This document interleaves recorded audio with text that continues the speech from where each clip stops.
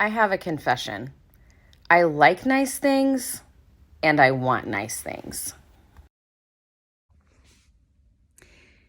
And if I'm being honest, which is kind of my default way to be, I want people to be impressed by my nice things.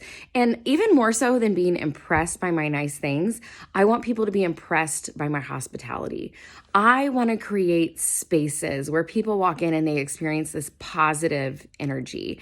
And so in grad school, I was famous for my sweet tea.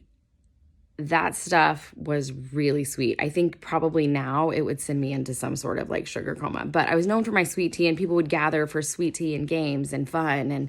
And we had big gatherings, and it was a blast. As a student life professional, I often hosted students and staff for trainings and meals and parties. And as a friend, there were football parties and movie release parties and Christmas parties, and you name it, any occasion, parties. And spaces that I've created have become sacred spaces of worship and prayer, where there's vulnerability and trust and love and breakthrough. And I love being in those spaces and creating those spaces for others and for myself as well, for people that I care about and people that I love. There's always good food and vibrant conversation and lots of laughter.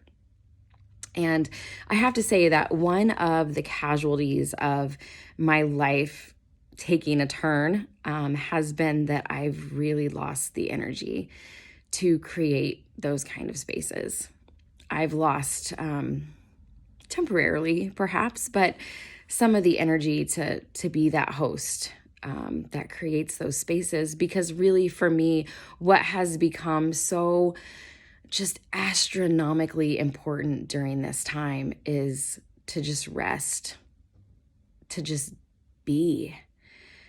And when I needed a safe, sacred space to just rest and be more than ever before, this little house fell in my lap. And the kids and I quickly named it our cottage. It keeps us close. It holds us tight. It brings us together during a time when we have never needed together more. Perhaps a welcome change is that I no longer care as much about nice things, and I've traded some of the clutter of stuff in for a greater semblance of simplicity. The kids and I, we quickly embraced this place, our cottage, and we found ways to make it our own. No matter where we are in our cottage, we can hear one another.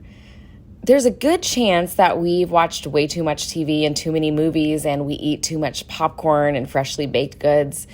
But we also sit close. We laugh. We pray.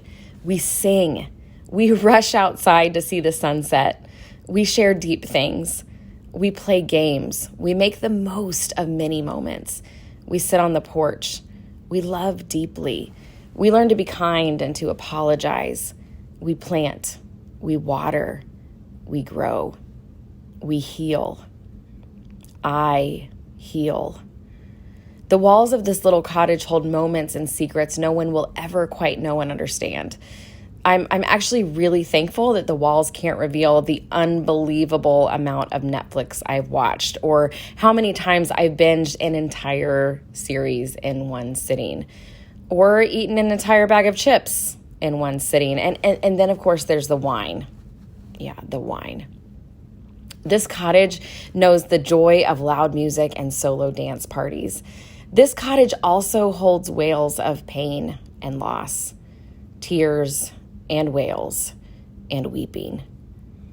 This cottage is a gift. It's a space of healing. It listens to my new questions, and within it, I receive new hope, new freedom, new peace. Sometimes physical spaces are a balm that soothes our souls and heals wounds that are deep within. And I wonder, what are some of those spaces that you've experienced in your life? Those spaces that provide unexpected healing and peace and growth and rest. I hope that you'll lean into those spaces and experience the treasure that they have for you. Sometimes that means leaning into unpleasant emotions and memories and pain. but allow the walls of those spaces to keep your secrets and set you free.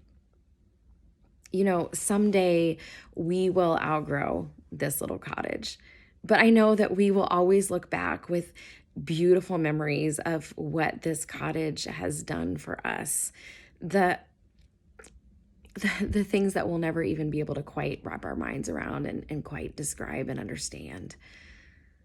But it has been just what we need, what we have needed. It's been just what I need, what I've needed. And I'm so grateful. May you find peace and healing and hope in unexpected places and spaces.